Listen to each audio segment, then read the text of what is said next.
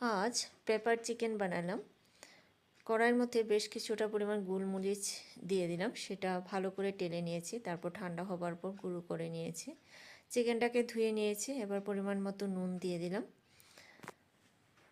দিলাম গোলমরিচের গুঁড়ো, 1 চামচ চিনি, 1 মুখ ভিনিগার, 2 চামচ কর্নফ্লাওয়ার, একটা ডিম দিয়ে খুব ভালো করে মেখে নিয়েছি। চিকেনটাকে আমি খুব পাতলা করে কেটেছি, যতটুকু পাতলা করা যায় ততটুকুই করেছি। এবার খুব ভালো করে মেখে নিয়েছি, মাখা হয়ে গেছে। এবার আধ ঘন্টার জন্য নরমাল ফ্রিজে রেখে দিয়েছি। ফ্রিজ থেকে বের করে আবারও একটু মেখে নিলাম। আগেই আমি তেল গরম করে নিয়েছিলাম, এবার একটা একটা করে ভেজে নেব।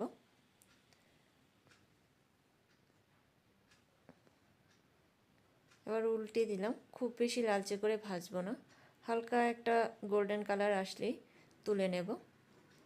সবগুলোকেই আমি একইভাবে ভেজে নিয়েছি।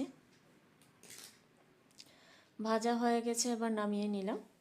তেল কিছুটা পরিমাণ কমিয়ে নিয়েছি, সেই তেলের মধ্যেই 2টো শুকনো লঙ্কা ফোড়ন দিয়ে দিলাম।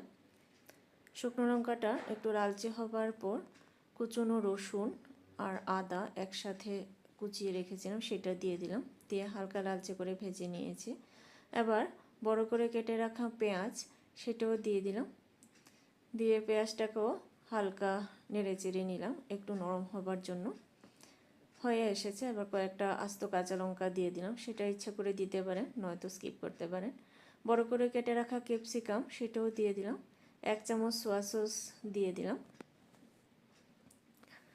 আর 1 চামচ স্মোকি সোয়া সস সেটা দিয়ে দিলাম। সেটা থাকলে দেবেন, নয়তো স্কিপ করে নেবেন। আবারও সব কিছুকে খুব ভালোভাবে মিশিয়ে নিয়েছি। এবার ভেজে রাখা চিকেন, সেটাও দিয়ে দিলাম, দিয়ে আবারও ভালো করে মিশিয়ে নিলাম। মেশানো হয়ে গেছে, এবার 1 চামচ কর্নফ্লাওয়ার গুলে রেখেছিলাম, সেটাও দিয়ে দিলাম। আমি আগেই চিকেন স্টু করে রেখেছিলাম, সেটা দিয়ে দিলাম পরিমাণ মতো, যতটুকু লাগবে সেটাই দেব। অল্প করে আগে দিয়ে দিলাম, তারপর লাগলে পুরোটাই দেব। চিকেন স্টুর মধ্যে নুন ছিল, তার জন্য আলাদা করে আমি আর কোনো নুন দিইনি। আমি পুরোটা চিকেন স্টুই দিয়েছি। এবার নামানোর আগে আবারও বেশ কিছুটা পরিমাণ গোলমরিচের গুঁড়ো দিয়ে দিলাম, আমি 1.5 চামচ দিয়েছি। আবারও ভালো করে নেড়ে চেড়ে নিলাম। নামানোর আগে কিছুটা পরিমাণ ধনেপাতা ছড়িয়ে দিলাম, দিয়ে আবারও